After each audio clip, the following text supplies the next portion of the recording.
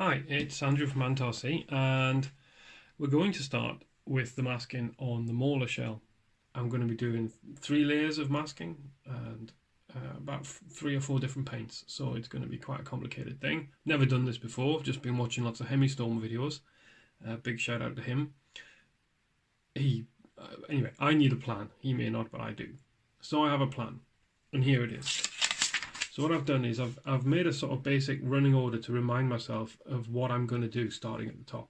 I've got a masking order, so I know what I'm about to do in what sort of order. So this is the last thing that's going to come off.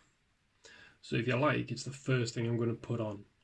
All right, so I put the logo and teeth. I'll show you in a minute. I'm going to put these on first. Then I'm going to do a stripe, and then I'm going to do the digital camouflage blocks. That is going to be the basic pattern on the truck. This is the first to come off, second to come off, last to come off during painting. The paint order I'm going to do is here as well, so I know what I'm going to do and in whatever stage. Now the masks that I'm going to use, let me show you. I got these off eBay. I'll put a link in the description. They're a $5 off eBay, pre-cut. So I'm going to have a set of like warbird, P40 warbirds, jaws, shark mouth, whatever you want to call it, on the side of the Mauler. So look at the picture of the Mauler there. So it's going to go here instead of the skeleton. It's going to have a shark's mouth up here, which I think is pretty cool. I don't think I'll use the USAF stickers. I don't really see I have a need for those, so they may not get used. Now the camo blocks are here.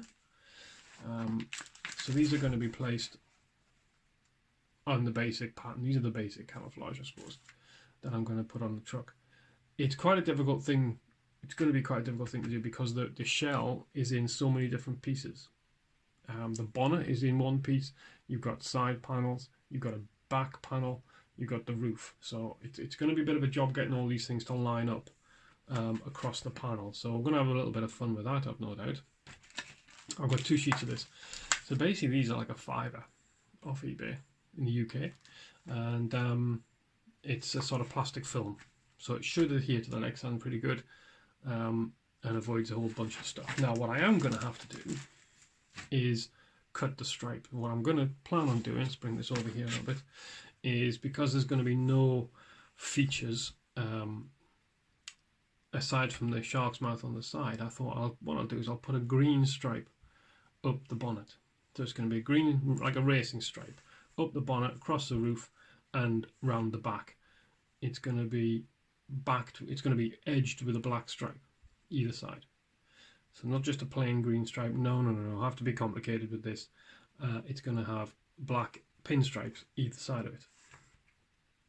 So there's a whole recipe of catastrophes that are going to happen with this, I'm sure. So you're going to be along for the voyage. I'm not going to show you every single step, but I'll show you the bits and pieces that may be of interest. And I've also got the original shell, should it all go belly up in the water. Okay? Wish me luck. We're going in. May never look like that again. So the first thing I've done, inspired by Storm, who is quite awesome, is I've put one of our stickers on the roof, and I've cut some masking tape out in roughly the same size circle. The sweep grease jars are almost identical size to the stickers, which is great. So that's on the back, that's on the inside, sheet of a little circle of masking tape, and I'm now going to start. I'm going to transfer over to my light pad and put it on max brightness, and I am going to start tracing through it. You can just see the logo there. It's a bit brighter, fortunately, to the naked eye. And then I'm going to have 2 colours. Alright, so the masking for the stripe is a big bit of masking tape on the table. I've measured out, it's basically going to be 1 inch wide, so this will be green, and that's going to be black, and that's going to be black. So all I'm going to do is I'm going to cut this out with the blade and stick it on the shell. So it's going to be on the bonnet. So it's going to be offset. It's not going to be in the middle. I've decided it's going to be offset. So it'll run about that sort of width across the bonnet, up over the roof, which obviously I'll have to be careful I get it centered up so it's roughly in line with the, very much in line with the bonnet, and will make a reappearance on the boot. Now, unfortunately, the back piece is separated by the carb and the sort of engine bay, I guess it would be. So there's going to be a large gap. Hopefully there'll be enough. You'll still see the continuation anyway. So I'm going to cut this out using my trusty scalpel and metal rule, and we'll pick it up. We'll get the clear panels and we'll stick it on. Right, so that's done. So I've got my stripe of the bonnet, and I've got the two edge strips to peel off when it's time to do those. Not the easiest job in the world. It's okay, you can get everything nice and square on the flat table, but when it comes to sticking them on, it's a little bit less precise. You've got the curves of the bodywork to deal with, particularly this bonnet curve here was a bit of a trick, getting the stripe around that while retaining some kind of sort of straight appearance. So I've had to back, you can see through there, you can see I've had to back some of these gaps as well, just so that I don't get any grey or unwanted colour bleeding through while I'm spraying those. I've got a gap there, I've got to just pop some tape on that as well. Yeah, fun and games. Okay, next up, the roof. Now what I've also done is stick the roof temporarily to the bonnet, roughly in central position. That is, I think the bonnet's pretty much centre with the roof, and that's going to allow me just to position the tape to make sure that I get rough continuation once it gets up onto the roof.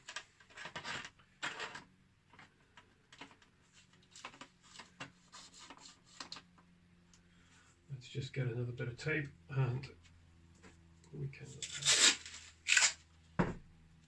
get that on there.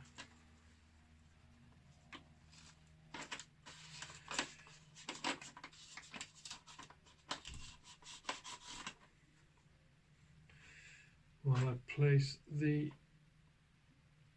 stripes on. Okay, so let's lift the stripes up. How much do I need? So I'm going to need, I've got 4 inches left on here. Yeah.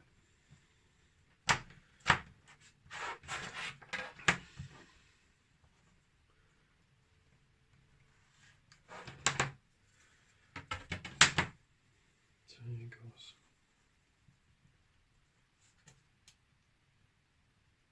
Hopefully this will be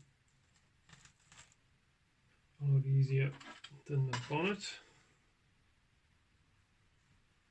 So I'll try and start it off in the same sort of place. And then you just have to keep it straight as you put it on. He says, like I know what I'm doing. I've never done this before, folks, so forgive me if I sound like I'm telling you how to do this. Really, I'm really just explaining what I'm thinking. We'll find out together whether it's the right thing to do. Maybe in hindsight, when I've got all these lovely images of the finished thing in amongst all this, then you'll get to see whether I know what I'm talking about or not. Could be a load of old hogwash, couldn't it? I haven't got time to practice.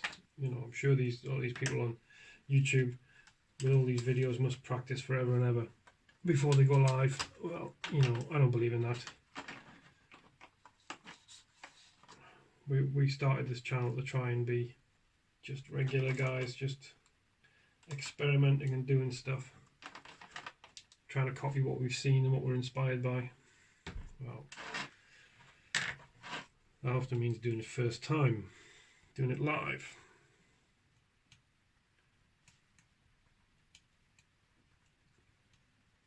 And here's the big bit.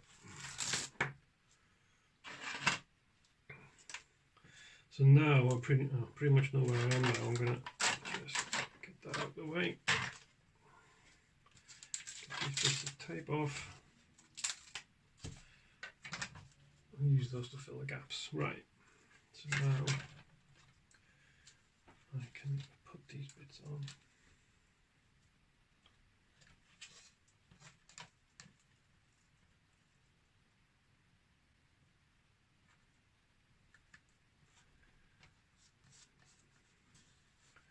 Now I want the edges as close as possible. I'm not,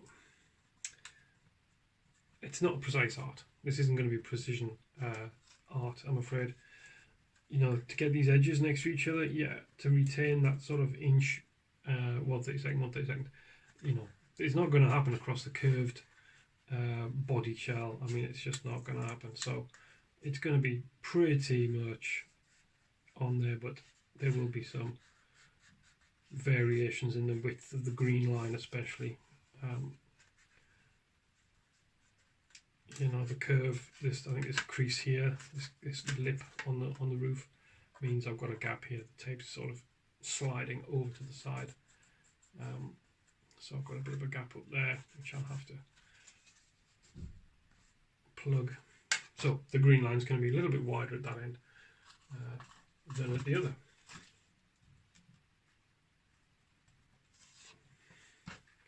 Right, so it just seals up that joint. Looks, there's a slight overlap on the rest of it. Slight overlap down here. So that's cool. Right, let's get the last bit on. The roof does get wider there. Let's hope I've cut enough. So my somewhat cavalier measurement of length required was good enough for the job. The thing with paint is it does tend to get everywhere. You think it'll never get down there. You'll never see it through that tiny little gap, but you do. And because obviously I'm going to be spraying silver and grey and all sorts onto this, I don't want silver or grey in the middle of the stripe because they're going to go on first. So they'll be the colour that you see. And I won't know it until it's finished, until you peel all the tape off and there's a tiny thin silver line or coming and going down the edge of the border. It's going to look a bit nasty. So, and then because it's nothing you can do about it, you can't strip all the paint off. You just got to bin it, get a new section, you know, the whole new thing. Just to anyway, let's not dwell on what could go wrong. The stripe is done, the logo is done. Now it's just the digital camo. No, it's not. Tell a lie. It's the shark's mouth next. Right, so the masking of the shark's mouth. Well, as you can see, it's a pretty close fit. You see, although that one, this top one, is the right, gives me the right look to this side of the fuselage, it isn't the one I'm going to use. I'm going to use this one because I'm going to stick it on the reverse. Okay, it's going to stick onto the back. That makes sense. And again, we've got a nasty complex shape here. We've got this big cutout and a bulge and a curve and a dead end, and I mean this is really complicated looking body shell. You know, didn't think this through properly really. Picked a much simpler body shell to experiment and learn the masking on. Anyhow, let's not grumble too much. This should just come off. There we go. Okay, so I'm going to have to do this, and then I'm going to do the mouth after that. Do the teeth after. Are the teeth going to come with me? Oh, this is going to get real messy. Really? Okay. Okay. This is going to be fun. Get off. Static. Horror. Oh.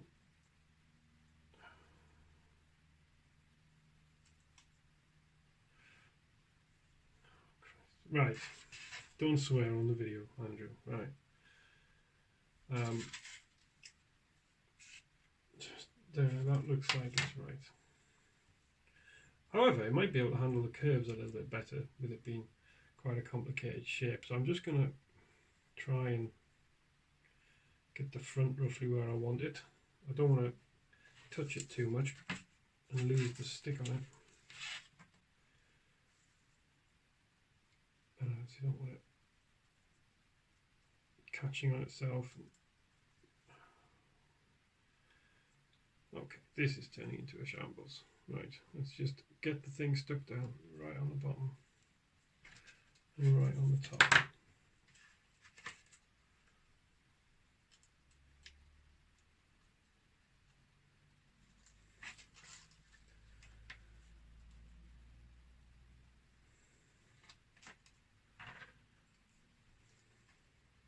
Yes, my ambitions are outweighing my talents considerably.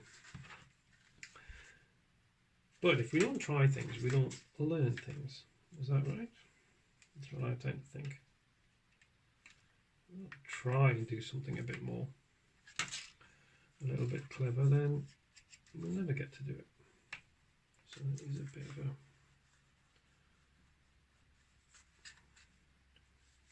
thing how that's going to end up shaping. Is that going to end up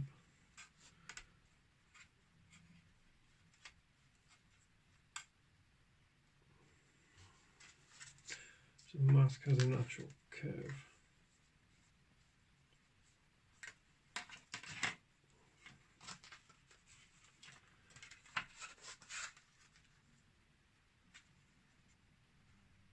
So, having cut some of the mask to allow it to conform, I'm going to patch it up with a bit more tape, and then we'll get the light box and I'll have a look and see what I've missed.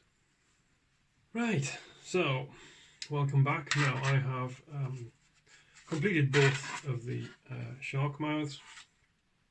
You can see the amount of this big bit's on the outside, but you can see the amount of cutting and patching of the mask I've had to do. Anyhow, it's done. So the last thing to do, as my neck starts to cramp up and my interest starts to fade, is the digital camo.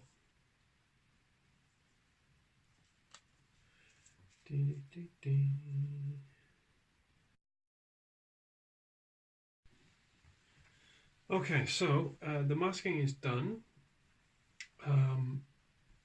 My neck is sore and it's getting to be a little bit of a time to have a break. Let's put it like that. But yeah, I mean, I've used a sheet and a little bit of this one, and I now have bonnet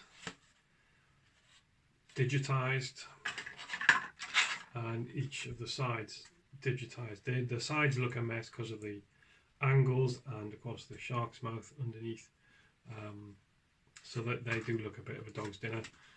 I just hope it comes out. It's very difficult to see with them both, all the masks being the same colour as well. It's difficult to see where you're up to with the digitizing, especially. I've tried to keep it quite uniform at distance, but it's very difficult to keep the lines straight, the lines parallel across the different masks with all the angles. Obviously, as soon as you go down a curve, you've got a curve going on here, curve angled here, angle there. As soon as you hit these, the mask takes a turn for the bendy. So they're done. Other side's done. Roof is done, and the tailpiece is done. So now it just needs to be cleaned up. Final kind of brush over just to make sure there's no extra bits of crap on there, and then it's going to get its first coat of paint. I don't know whether I'm going to get out now with the truck. It's 5+5. It's taken me about 3 hours, 4 hours of masking. Yeah, getting a little bit I do need to have a little wander outside though, stretch a bit. Anyway, so that's where I'm up to, and painting is next.